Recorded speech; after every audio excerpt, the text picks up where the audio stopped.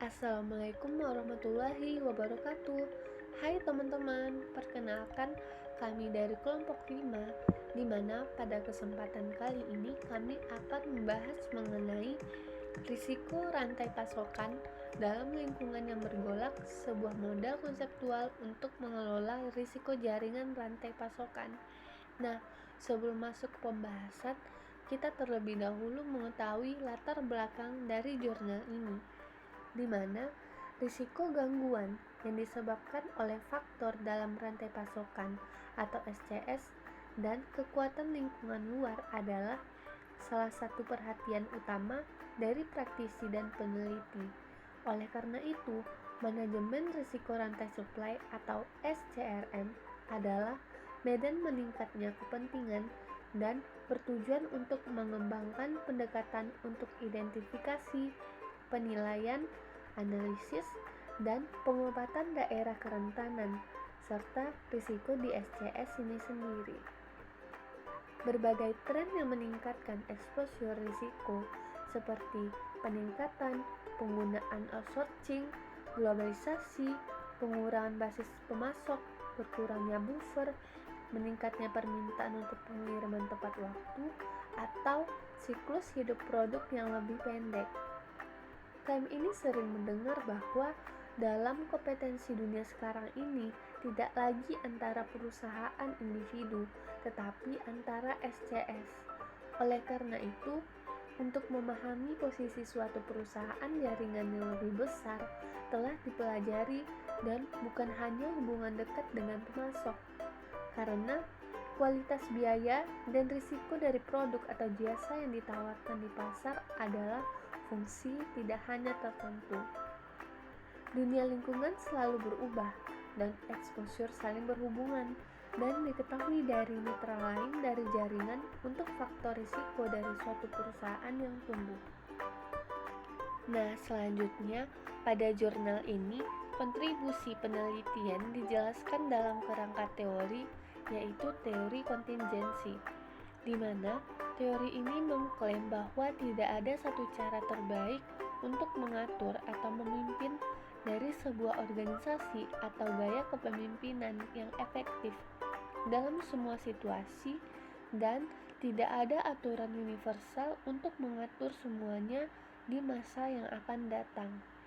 Adanya perbedaan strategi pada setiap perusahaan adalah hasil dari tuntutan lingkungan yang cenderung keras.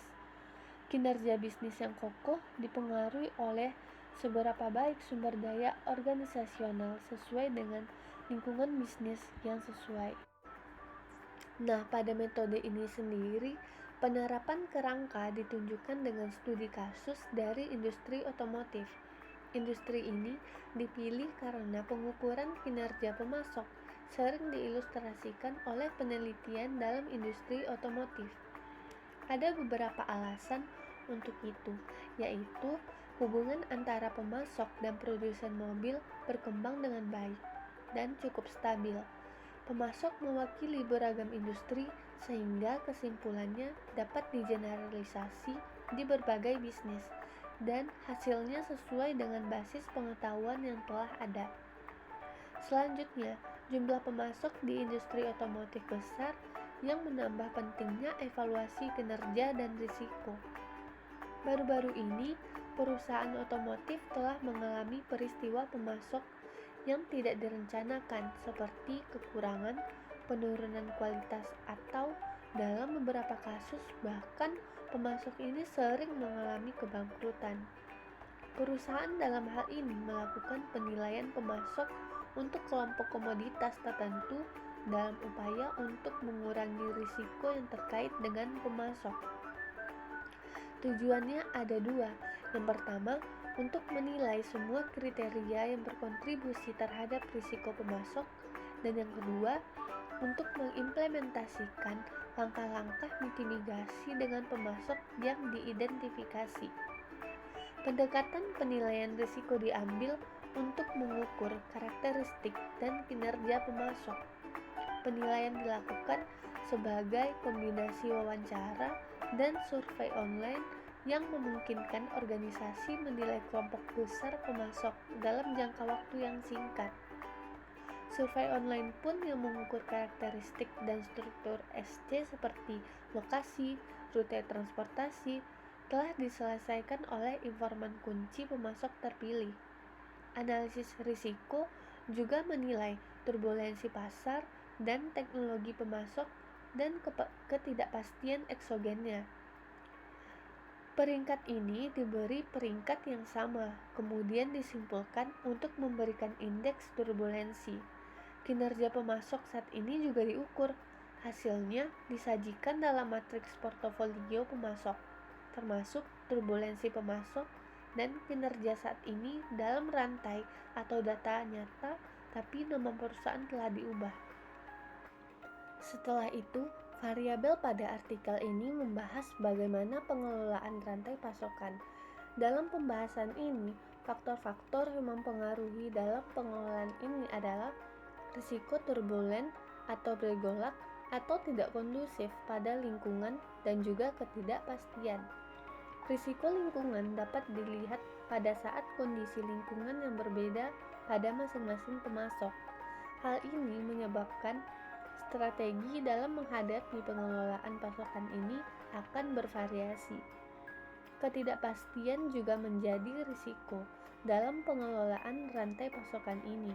Bagaimana mengelompokkan ketidakpastian ini agar mempermudah dalam pengelolaan tersebut? Dalam artikel menjelaskan ketidakpastian dapat dibagi menjadi dua bagian, yaitu ketidakpastian endogen dan ketidakpastian eksogen. Apa yang dimaksud dengan ketidakpastian endogen dan eksogen dalam artikel ini? Ketidakpastian endogen menyebabkan perubahan hubungan antara perusahaan dan pemasok. Jenis yang paling menonjol adalah pasar dan teknologi turbulensi. Sedangkan ketidakpastian eksogen dapat dilihat dari dua jenis yang paling menonjol, yaitu peristiwa diskrit atau misalnya serangan teroris, penyakit menular, pemogok pekerja, dan berkesinambungan risiko seperti inflasi rate, perubahan indeks, atau harga konsumen. Pembagian ini penting karena perbedaan yang diambil dalam pendekatan mitigasi risiko. Ketidakpastian endogen dapat dikurangi dengan hubungan yang tepat dan proaktif dengan pemasok, dan ketidakpastian eksogen umumnya tidak dapat dikurangi. Namun, struktur yang tepat dari rantai dapat mengaktifkan ketahanan dan lebih cepat atau bahkan sebagian merupakan respon proaktif. Nah, dari pembahasan yang telah dipaparkan tadi, dapat kita tarik kesimpulan bahwa dilihat dari semakin banyaknya makalah di jurnal penelitian dan berbagai cerita di majalah profesional, SCRM ini adalah bidang yang semakin penting. Pendekatan saat ini hanya menawarkan estimasi terbatas risiko non-kerja pemasok. Seperti biasa, bidang baru SCRM saat ini tidak terorganisir dan menawarkan beberapa metodologi berbeda dan berbagai pendekatan untuk risiko yang terkait dengan pemasok.